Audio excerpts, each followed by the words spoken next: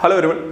हाल ही में नेटफ्लिक्स को child right body के द्वारा सेक्सुअल कंटेंट यहां पे नाबालिगों के लिए बड़ी आसानी से उपलब्ध हो जाने को लेकर के एक समन जारी किया गया है।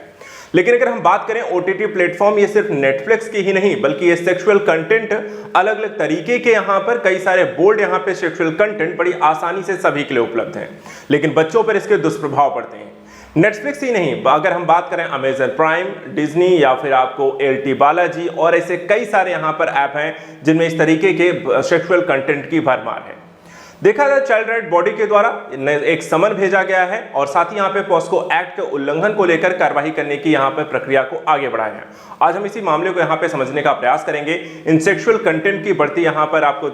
जो कंटेंट है यहाँ पर इन प्लेटफॉर्म पर बढ़ती उपलब्धता और उनको रोके जाने के प्रयासों को लेकर के कानून बनाए गए हैं, लेकिन उनका पालन न किए जाने को लेकर इन ओटीटी प्लेटफॉर्म की यहाँ पर क्या जिम्मेदारी बनती है। तो चलिए यहाँ पर आइए देखते हैं, समझते हैं क्या है पूरा मुद्दा। तो यहाँ पे देखिए 29 जुलाई को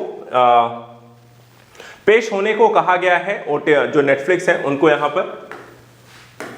प्लेटफॉर्म पर नाबालिगों के सेक्सुअल कंटेंट एक्सेस का मेन मुद्दा यहां पर है, जिसको लेकर कर नेटफ्लिक्स को एक समन जारी किया गया है।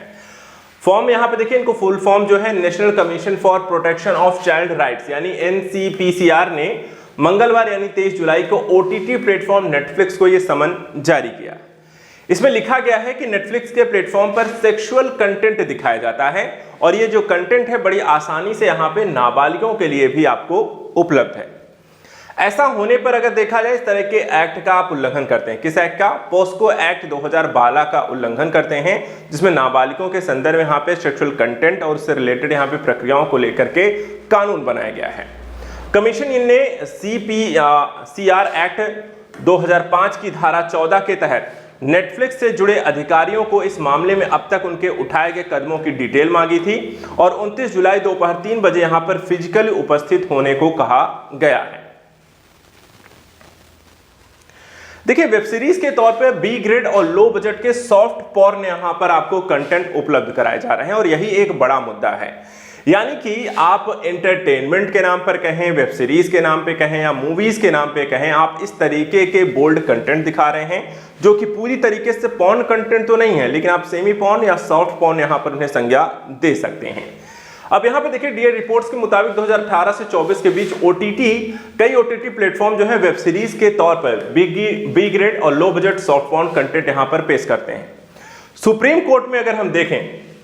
और दिल्ली हाई कोर्ट ने ओटीटी पर रेगुलेशन के लिए नियम यहां पे लागू किए हैं और अब सरकार भी देखा जाए ओटीटी प्लेटफॉर्म के कंटेंट की निगरानी के लिए एक intermediary guidelines and digital media ethics code rules 2021 के जरिए यहां पर एक दिशा निर्देश लेकर आ चुकी है, जिसके माध्यम से इन पर एक नियंत्रण लगाने का प्रयास किया गया है और यदि ऐसा उल्लंघन करते हैं तो सजा के भी इसमें प्रावधान किए गए हैं।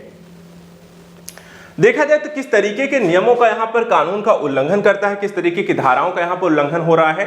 तो नियमों के मुताबिक अगर हम देखें, जो ओटीटी प्लेटफॉर्म्स हैं अपने कंटेंट का classification, age rating, self regulation का खुद पालन करना होता है और अगर ऐसा नहीं होता है तो इस एक्ट की धारा 67A और 67B के तहत सरकार पेश किए गए आपत्तिजनक कंटेंट को यहां पर ब्लॉक कर सकती है। और साथ ही साथ यहां पे यह भी ध्यान देना है कि यदि नियमों के मुताबिक ओटीटी प्लेटफॉर्म्स को अपने कंटेंट का क्लासिफिकेशन, एज रेटिंग सारी चीजों को खुद पालन करना होता है और ऐसा नहीं करने पर यहां पे सरकार उसको ब्लॉक भी कर सकती है। अब अगर एक चीज और भी है, यहां पे कुछ कानून बनाए गए हैं और उसके कुछ सजा के प्रावधान भी यहां पर किए गए हैं। सरकार के द्वारा जो यहां पे ओटीटी रेगुलेशन को लेकर के कानून बनाया गया है उसको भी थोड़ा यहां पे समझिए। 2020 में ओटीटी का सेल्फ रेगुलेशन एक कोड डेवलप किया गया, जिसमें चाहे वो नेटफ्लिक्स हो, वूट जैसे 15 बड़े ओटीटी प्लेटफॉर्म ने मिलकर 2020 में सेल्फ रेगुलेशन का एक कोड बनाया। इस रेगुलेशन कोड में ओटीटी प्लेयर्स ने 5 तरह के कंटेंट ओटीटी प्लेटफॉर्म पे ना दिखाने की एक सहमति यहां पे प्रकट की और इसके अंतर्गत कहा गया कि राष्ट्रीय भावनाओं को अपमान करने वाला कोई कंटेंट यहां पे नहीं दिखाया जाएगा। दूसरा, चाइल्ड पोर्नोग्राफी और आतंकवाद को बढ़ावा देने वाला भी कोई भी यहां पर जो कंटेंट होगा वो नहीं दिखाया जाएगा। तीसरा, धार्मिक भावनाओं को आहत करने वाले कंटेंट को नहीं दिखाया जाएगा। साथ ही ऐसा कोई कंटेंट नहीं दिखाया जाएगा जिसमें अदालत ने यहां पर रोक लगाई, यानी कि सुप्रीम कोर्ट के द्वारा या हाई कोर्ट्स के द्वारा उन पर बैन लगाया गया हो। और कई आपत्तियां होने के चलते सरकार ने इस रेगुलेशन कोड को यहाँ पे काफी नहीं माना था। यानी सिर्फ इतना ही नहीं बल्कि कई अलग अलग लेवल पर भी आपको यहाँ पर काम करना होगा, कई सारी छोटी छोटी चीजों पर भी आपको ध्यान देना होता है।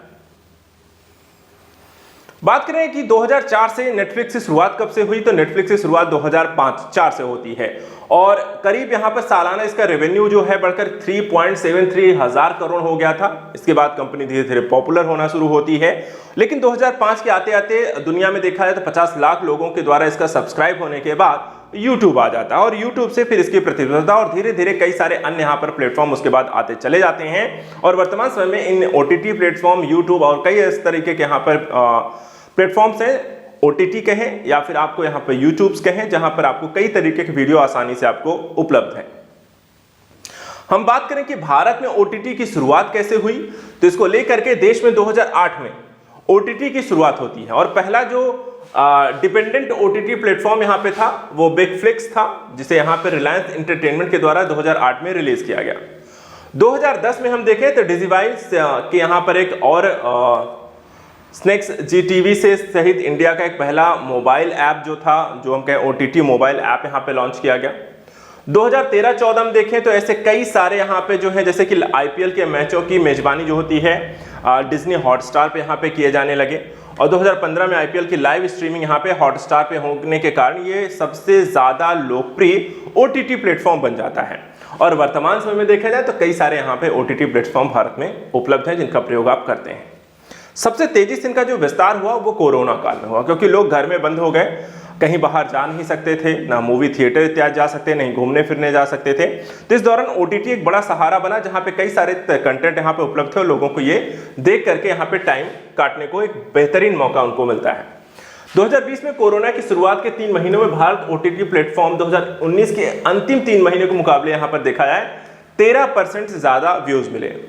पहले लॉकडाउन के दौरान G5 के सब्सक्राइबर सबसे ज्यादा 80% बढ़े, वहीं अमेजन प्राइम के 67% यहां पे नए सब्सक्राइबर जुड़ जाते हैं। इसी तरह इन्वेस्ट इंडिया की रिपोर्ट के मुताबिक कोरोना काल में अमेजन प्राइम,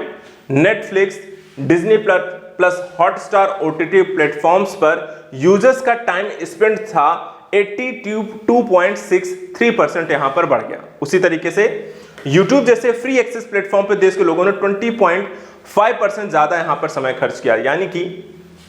वर्तमान समय में रेगुलेशन होने के बावजूद इनमें लगातार लोगों के व्यूज बढ़े हैं, लगातार लोगों के यहाँ पे कंटेंट बनाने का मुद्दा भी आया है, लेकिन दूसरी तरफ यहाँ पे चाइल्ड पोर्नोग्राफी, शॉर्ट पॉर्न जैसे मुद्दे भी यहाँ पर तेजी से आगे बढ़े हैं। इसको लेकर के रोक लगाना यहाँ पर जरूरी है और नेटफ्लिक्स या कोई भी अन्य OTT प्लेटफॉर्म्स को लेकर सरकार यहाँ पे और भी कड़े कदम और निगरानी यहाँ पर उठाने की आवश्यकता है। खासकर कंटेंट कोई भी हो, लेकिन उस कंटेंट की यहाँ पर किस्ती और कौन यहाँ पर उस पर पहुंच सकता है उसको लेकर के यहाँ पे रेगुलेशन होना जरूरी है। आज का इतना ही, नेक्स्ट वीडियो में कुछ और इंपॉर्टेंट टॉपिक्स को लेकर डिस्कस करेंगे। Thank you so much and good luck.